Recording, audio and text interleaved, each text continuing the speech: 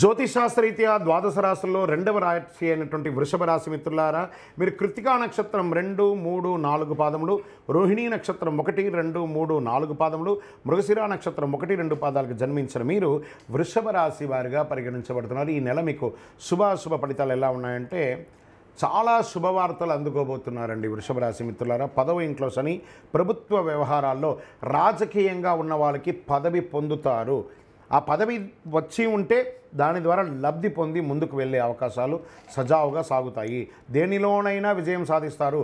శత్రువులు మీకు తల వంచుతారు. పరోక్షంగా కూడా లాభపడతారు. ఊహించని ధన ప్రవాహం కూడా వచ్చే అవకాశం చాలా ఉంది. అయితే నెలాఖరులతో సోదర సోదరీమణులతో ఏర్పడిన చిన్నపాటి విభేదాలు పరిష్కారం అవుతాయి. కుటుంబంలో సంతోషకరమైనటువంటి వాతావరణం పెరుగుతుంది. ఆకస్మిక అదృష్టం కూడా వృషభ రాశి వారికి కలిసి వస్తుందని కూడా చెప్పచ్చు. రుణాలపై శ్రద్ధ వహించండి. మీరు ఎవరికైనా ఇవ్వాల్సి ఉంటే వాళ్ళకి ఎలా సకాలంలో ఇవ్వాలో ఆలోచించండి. మాసం చివరి భాగంలో బంధువులు స్నేహితుల వల్ల లాభం ఉంటుంది. వారికి ఆశించిన సహాయం అందుతుంది. వాహనంలో ప్రయాణించేటప్పుడు జాగ్రత్త. బండి నడిపేటప్పుడు చాలా జాగ్రత్తగా ఉండాలి. ఉద్యోగంలో పనిభారం పెరుగుతుంది. పనుల్లో అదనపు శ్రద్ధ అవసరం. చిన్న పొరపాటు కూడా మీ యొక్క జీవితాన్ని ఇబ్బంది పెట్టే అవకాశాలు ఉంటాయి. జాగ్రత్త. సహ ఉద్యోగులతో అనుకూలంగా మీరు వెళ్ళండి. ఆశించిన ఫలితం మీకు వస్తుంది. ఎక్కువ మాట్లాడకండి. మాట్లాడడం మానండి. ఎంత సైలెంట్గా ఉంటే అంత మంచిది. పాత బకాయిలు కూడా మీకు వచ్చే అవకాశాలు ఉన్నాయి వ్యాపారం చేసే వాళ్ళకి. మహిళలకి ఇది చాలా మంచి సమయం చెప్పచ్చు. షేర్ మార్కెట్ చాలా బాగా ఉంటుంది. మీడియా రంగం వారికి మిశ్రమ ఫలితం అని చెప్పచ్చు. వివాహం కాని వారికి యోగంగా ఉంటుంది. ఎంత ఎక్కువ కష్టపడితే అంత మంచి ఉత్తీర్ణ పొందే అవకాశాలు విద్యార్థులకు ఉంది. అనుకూలమైనటువంటి రోజులు 2, 5 జూలైలో. అదృష్ట సంఖ్య 3, 5.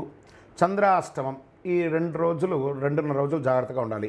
జూలై 19, 7, 2024 3 గంటల 25 నిమిషాల నుండి 21, 7, 2024 7 గంటల 27 నిమిషాల వరకు ఉదయం చంద్రాష్టమం ఉంటుంది. ఈ 2 రోజులు వాహనం నడిపేటప్పుడు జాగ్రత్త. మీ వ్యక్తిగత విషయాలన్నింటిలోనూ చాలా జాగ్రత్తగా ఉండాలి. ఏమైనా బ్యాంకు సంతకం పెట్టడం కానీ, షూరిటీ సంతకం పెట్టడం కానీ, వాహనం నడిపేటప్పుడు ఒకసారికి 2 సార్లు చక్కగా ఆలోచించి పెట్టండి. సరే, దీనికి మనం పరిహారం ఏమైనా చేసుకోవచ్చా, ఏమైనా పూజించవచ్చు అంటే సుబ్రహ్మణ్య స్వామి వారిని ప్రార్థన చేయండి. మీకు ఈ నెల బాగుంది కాబట్టి జూలైలో మహాలక్ష్మి వారిని ప్రార్థన చేయండి.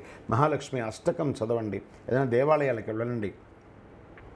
అమ్మవారి యొక్క పారాయణం చేయండి. శుక్రవారం సాయంత్రం చక్కగా నెయ్యి దీపం వెలిగించండి మీ ఇంట్లో. శుక్రవారాలు మహాలక్ష్మికి నెయ్యి దీపం వెలిగించడం వల్ల ఐశ్వర్యం కలుగుతుంది. కరుంగాళి మాలను కూడా ధరించండి.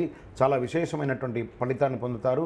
మీ యొక్క వ్యక్తిగత జాతకం తెలుసుకోవాలనుకుంటే మీ పరిసర ప్రాంతాల్లో ఉన్న సద్గురువులని సంప్రదించండి. మీ యొక్క date of birth, time of బర్త్తో, లేదా మా ద్వారా తెలుసుకోవాలనుకుంటే ఈ కింద నంబర్కి మీ పేరు, date of birth, time of birth, place of birth WhatsApp చేసి మెసేజ్ పెట్టండి. ఇంకను సకల దోషాలు తొలగడానికి, ఆనందంగా ఉండడానికి మీ పరిసర ప్రాంతాల్లో ఉన్న మీ ఇష్ట దైవానికి వెళ్ళి మీ వయస్సు ఎంత ఉందో అన్ని నువ్వుల నూనెతో దీపం వెలిగించండి. విజయోస్తు.